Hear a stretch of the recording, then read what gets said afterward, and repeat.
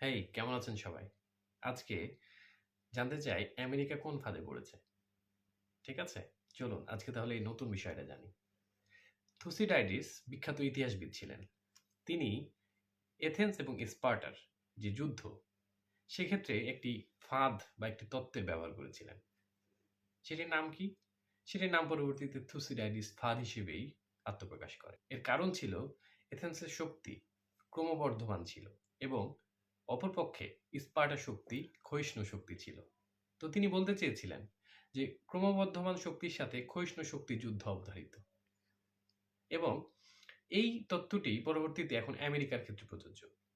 দ্বিতীয় বিশ্বযুদ্ধের পরে আমেরিকা পরাশক্তি হয়ে আত্মপ্রকাশ করে, কিন্তু পরবর্তীতে এখন যে রূপ প্রকাশ হচ্ছে, আমেরিকার শক্তি প্রতিনিয়ত ক্ষয় হচ্ছে।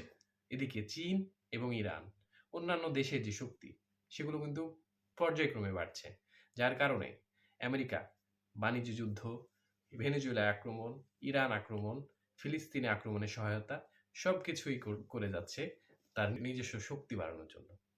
হুম? তো এখন এই যুদ্ধের কারণই হচ্ছে সেই থুসিডাইডিস ফাঁদ। এমন ধরনের চমৎকার ফ্যাক্ট জানতে চ্যানেলটিকে সাবস্ক্রাইব করুন। দেখা হচ্ছে পরবর্তী ভিডিওতে।